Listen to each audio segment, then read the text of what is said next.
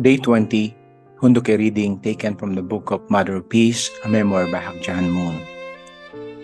Without informing our staff of our ultimate destination, we packed our clothes and departed for our church workshop centered in Hawaii. Our family and personal staff were curious. It's warm in Hawaii, they said, but you are packing winter clothes.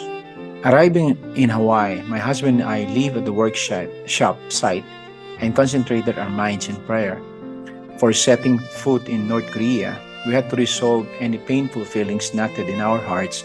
We had to forgive Kim Il-sung, whose regime had hurt the nation and world, not to mention our extended family and ourselves.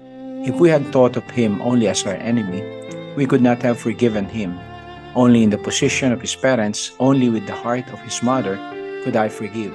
To save her own son sentenced to death, a mother will even try to change the laws of her country. That is what the maternal heart is like. With that heart, I pledged to forgive my enemy. I did not pray for our safe return from North Korea. Those were serious hours in which we offered endless prayers. Just as Joshua circled Jericho 7 times, we went around the big island of Hawaii again and again, offering our sincerest commitment to heaven. Only after we had dissolved all the buried pain did my husband and I inform those who needed to know that we were on our way to North Korea. Those around us expressed natural reactions. We're going to the place that is controlled by our enemy. It's extremely dangerous, completely different from going to Moscow. There is no Western or South Korean embassy there, no protection whatsoever. Whatever the letter said, there's no way Kim Il-sung will allow you to enter unless he's planning to keep you there forever. Though spoken out of concern for our well-being, such words tempted us to dwell on our private feelings and fears. Yet we knew that we had to truly forgive North Korean leader Kim Il-sung and embrace him with unconditional love. No matter what the risk, we identified with Jacob offering everything he had, going at the risk of his life to meet his brother Esau, who intended to kill him. After enduring 21 years of indescribable hardship while maintaining sincere devotion to his brothers who hated him, Jacob gained the heavenly wisdom necessary to win his brother's heart. To change an enemy into a friend is truly impossible without the heart of a sincere parent. A few days later, with our minds clear and hearts resolved in unity, my husband and I, with a small staff, flew to Beijing. As we were sitting in the airport waiting room in Beijing, a North Korean representative appeared and handed us an official invitation. The document carried Pyongyang's official seal. On November 30, our group headed to North Korea on Chosun Airlines special aircraft JS-215 sent by Chairman Kim. For our benefit, it flew over my husband's hometown, Cheongju, before landing in Pyongyang. As the plane passed over Pyongyang province, where both my husband and I were born, we looked down on the Chungcheong River, in which we both had played as children. I felt as if I could reach down and touch its blue ripples. Had that river been flowing peacefully during the sorrowful 4+ decades since our territory was suddenly torn apart? The chill of the cold winter wind we felt as we disembarked at Pyongyang, Sunan Airport, dissipated as we received the embraces of my husband's relative. Of course, they all were grandmothers and grandfathers. They grabbed hold of our hands and wept. A waterfall of tears surged in my heart, and I'm sure my husband's well. But I bit my lip and held them back. We had committed ourselves to this venture for the sake of Heavenly Parent and the world, not for the personal happiness of our relatives or ourselves. There would be another tree for that. We assured each other, casting our bread on the waters. We settled in at the Peony Guest Hall, and the next day, in accord with our lifelong tradition, we arose early in the morning and prayed. If there were surveillance cameras in our room, all those prayers crying out for the unification of the Korean Peninsula were recorded. That day and the next, we were given a tour of Pyongyang. Our meeting with a group of major North Korean government leaders at the Machudae Assembly Hall on the 3rd day of our stay has become a legend in North Korea. My husband and I knew that to speak for God and against the government's Jutse ideology in North Korea could be grounds for execution. but we were resolved to risk death for the sake of peace and reunification. Let it go on the record. Standing in the heart of North Korea, Father Moon denounced Jutse thought and the Jutse kingdom. He said loudly and clearly, the unification of North and South Korea cannot come based on Chairman Kim Il-sung's Jutse thought. North and South Korea can be unified peacefully, and Korea can become the nation that can lead the whole world only through the God-centered ideology and headwing thought of unificationism. Furthermore, he refuted their propagandist posture that the Korean War started with the South invading the North. By the end of his speech, Father Moon admonished them, how can you call yourselves leaders? You cannot even control your own sex organs. The North Koreans were taken entirely by surprise. Their security personnel were anticipating the signal to rush in with guns drawn. Even though they to some degree knew what Father Moon was planning to say, our members accompanying us broke out in a cold sweat. I had toured the whole world with my husband, and we had met the leaders of many nations, but nowhere did we have to maintain courageous determination and serious resolve comparable to that day in Pyongyang. Father Moon's speech went far past the schedule for lunch, and everyone ate at separate tables in dead silence. Many thought that the chances of meeting Chairman Kim had just evaporated. My husband said it didn't matter. He had said what he came to say. On the sixth day, Chairman Kim sent 2 helicopters to transport us to Cheongju, Father Moon's hometown. As Chairman Kim had instructed, highways crews had newly constructed the little road to my husband's boyhood home, set up dignified tombstones, and planted turf at the graves of his parents. They even had painted and decorated the house where Father Moon was born and spread sand on the earthen floor and yard. We visited his parents' tombs and offered flowers. I gazed at the sky in the direction of Anju, my hometown, 18 miles away. Is the old house that embraced me so snugly still standing there? Is corn growing in the backyard filled these days? Where is my maternal grandfather's grave? I was curious about everything, but I held it inside. We had come to meet with Chairman Kim Il-sung on behalf of our Heavenly Parent and shape the future of our homeland. We had come for the sake of the nation and the world. I could not entertain my personal feelings in light of the historic summons. I was there so that they would come and all Koreans and all peoples would be free to visit their hometowns. It was on the 7th day that we finally met Chairman Kim. As we entered the chairman's white stone official residence in Majon, Yongnam province, he was waiting for us without regard to protocol. My husband greeted Chairman Kim as if they were old friends, and Chairman Kim reciprocated, and we all took a deep breath as the two joyfully embraced each other. Chairman Kim, seeing me in traditional Korean dress, politely gave his welcome. First order of business was lunch, and while we ate, we began our conversation by unreservedly sharing small talk about such things as hunting and fishing. Gradually, Father Moon and I introduced our current activities, including the World Culture and Sports Festival planned for the coming August. Hearing that it would include a blessing ceremony for 30,000 couples from around the world, Chairman Kim offered the Myeonggasimi Beach in North Korea's beautiful Wonsan district, where the Sweet Briar is beautiful as its venue. He also promised to open the port of Wonsan to transport all the couples to that site. Then all of a sudden, there were so many things to talk about. The conversation took on an energy of its own and continued far beyond its scheduled closure. My husband embraced his enemy, whom he had been preparing for decades to meet, with deep and intense love. Chairman Kim was impressed by our sincerity and accepted our proposals in bright manner throughout the meeting. At that time, visitors from the free world visited North Korea at the risk of their lives. My husband and I were co-founders of a religion that communists hated and leaders of a global movement to end communism. Our trip to North Korea was not for the sake of joint economic ventures. We didn't go with duplicitous motive, feigning interest in North Korea's benefit while actually being there for our own benefit. Such is typical of the political world, but that was not on our minds.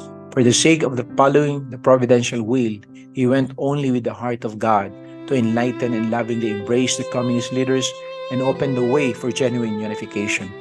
We entered the land relying only on God, and advised its supreme leader to receive heaven's decree. While in North Korea, even though we were honored as state guests, we could not sleep comfortably, knowing that there were thousands upon thousands of families separated and longing for each other because Korea was not yet unified. We stayed awake every night, seeking to connect heavenly fortune that plays through our heartfelt prayer. We spent those nights submitting ourselves to God for the sake of the unification of the Korean Peninsula. Political negotiation and economic exchange will come only on the foundation of the true love of God. By making this our focus, our talks with Chairman Kim open a new chapter for the unification of North and South Korea. Looking back, I reflected it was at the moment that communism reached its zenith that my husband and I risked our lives to go to Moscow and Pyongyang. With joyful hearts, as representatives of the free world, we embraced enemies who had severely persecuted us. By our doing so, they were moved and we could reconcile. Thus, we had the foundation for the unification and peace. He went to North Korea not to get something, but to give genuine true love. For the sake of God, my husband and I forgave the unforgivable. For the sake of humanity, we love the unlovable. Soon after the completion of our 8-day mission, North Korea's Prime Minister Yoon Young-mook led a delegation to Seoul and signed a joint declaration on the denuclearization of the Korean Peninsula. With the South Korean government, over the coming months, our movement set up an industrial enterprise, the Pyeonghwa Motors Factory, as well as the Botong River Hotel and the World Peace Center, all in Pyongyang as the cornerstone for unification. Afterward, the seeds planted by my husband and I that time bore fruit with the visit of South Korean President to North Korea to discuss the path toward unification. On that foundation, the shoots of peace and unification are growing. When those shoots blossom into full bloom, the earnest prayers my husband and I have offered for Korean unification will be remembered forever. After our meetings with President Gorbachev and Chairman Kim, my husband and I mapped out our next steps. We envisioned God-centered organizations that would fill the vacuum about to be created and actually lead to peace in the world. With the tangible menace of communism now fading, the reformation of religious faith and family-based morality was the next mountain to climb. It had taken more than 50 years to sweep international communism into the dustbin of history, but the decline of religion and family life is a subtler and therefore more pernicious threat. Religious leaders are tasked by God to guide people to live responsibly, but the influence of religion in modern times has been declining. Our challenge now became the restoration of religious faith as society's compass. Thus, we intensified our investment in bringing religious leaders to see beyond their denominational horizons and interreligious conflict and work together based upon universally shared God-centered values. These are the same absolute values around which we called scientists, media professionals, and political leaders to work. Healthy societies of all races, nations, and religions arise on the foundation of the love of God between husband and wife, parents and children. This love of God in the family is the source of absolute values, and they are universally shared and taught by all religions. We inspired faith leaders to work together and teach these universally shared values. We actually have invested more of our movement's resources on this than on the growth of our church. Our vision brought together religious leaders and government leaders, centered around a common purpose of peace and true freedom. Renowned people from all walks of life who empathized with our objective became ambassadors for peace. Through the work of the Federation for World Peace and the Interreligious Federation for World Peace, starting in 2001, the activities of these peace ambassadors quickly spread throughout the world. Inspired by the vision, peace ambassadors in 160 countries are putting down roots of true peace through project work in broad range of fields. Where there are disputes, where poverty hinders education, where there is religious intolerance, where people lack sufficient medical care, peace ambassadors alleviate their pain and help them improve their lives. Then at New York City Lincoln Center on September 12, 2005, we inaugurated an umbrella organization, The Universal Peace Federation. Following that event, my husband and I embarked upon a tour of 120 nations to meet ambassadors for peace and establish UPF national chapters. UPF brings together people and organizations across the world through programs supporting the realization of a world of genuine peace. The Universal Peace Federation is now an NGO in general consultative status with the United Nations Economic and Social Council. It is where its representatives work with like-minded peace-loving global citizens. A United Nations Peace Gardens. I did not learn to yield. I did not learn to kneel. These bold declarations are spoken in the epic Korean film, The Great Battle, by one of Korea's famous military heroes, Yang Manchun, Lord of An's Fortress. The 2018 film, seen by millions of people, depicted the true story of how Yang Manchun and the soldiers and people of the Ansi Fortress city held up the Tang Dynasty army of 500,000 men for 88 days in AD 645. The Ansi Fortress was the final bulwark of the failing Goryeo dynasty against the powerful and fearsome Chinese invaders. Yang Manchun was not fully allied with Goryeo General Yun Gosomun, but as Ansi Fortress commander, he invested everything to unite his people despite suffering, hunger, and death. They ultimately forced the Chinese to retreat and save the fortress. This is just one of many stories about the brutal foreign invasions the Korea people have endured. We have been able to protect our beautiful mountains and rivers for millennia because of our patriotism and willingness to sacrifice. As true parents, Father Moon and I uphold the Korean Peninsula as the land where all civilizations will blossom and bear fruit. Nonetheless, the unfortunate 70-year history of divisions in Korea continues because the ideological barrier between democracy and communism still takes precedence over the love of family and clan. Parents, children, and siblings, both North and South, had to live for decades without knowing whether their family members are alive or dead. Even in the era of the internet, the line of lamentation that divides the Korean Peninsula and separates blood relatives is a geographical line, but that is superficial. The real division is over worldviews and values. It is the first confrontation between atheism and theism over the question of whether or not God exists. Father Moon and I have invested sincere devotion and great effort to end the Cold War and unify North and South Korea. Beginning in 1968, we spread the victory over communism lectures throughout Korea and around the world to rebuild the falsehoods of communism. In the 1980s, our members have developed BOC materials into the Causa Manual and gave Causa lectures on campuses, in conference to students of all ages, pastors of all faiths, and social leaders in all fields. The newspapers we established globally, such as Washington Times, provided accurate information about the tension on the Korean Peninsula and the reality of life under communist governments.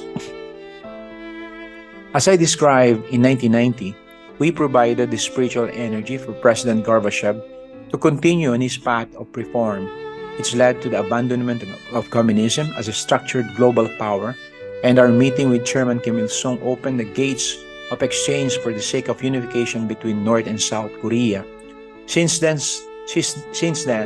the UPF has expanded to more than 190 countries, serving as another foundation upon which the international community can operate in and benefit from the reunification of the Korean Peninsula.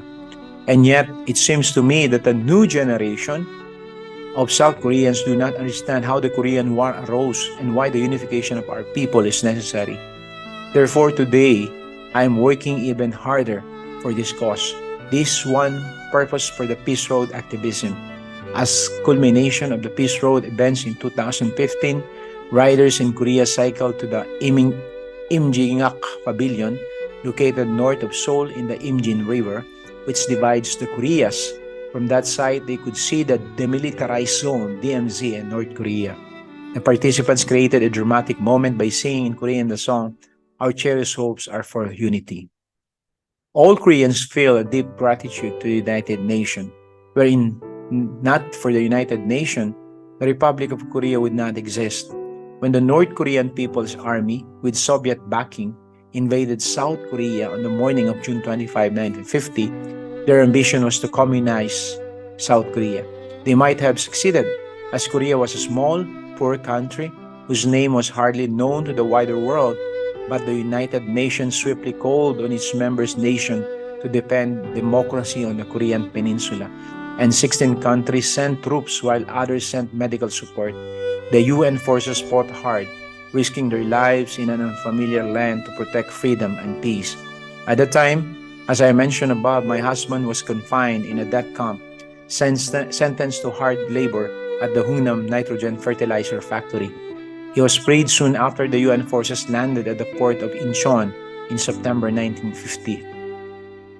They pushed their way up into the northern part of the peninsula as far as the city of Hungnam. The prison camp guards were killing all the prisoners, but the night prior to my husband's scheduled execution, the guards learned about the approaching UN forces and fled. Heaven surely was behind the UN Security Council's decision to send a multinational force to turn back the communist invasion. The ultimate reason for the UN peacekeeping action was hidden one: to save the only begotten son and protect the only begotten daughter. In accordance with God's will, our lives were preserved. Adieu.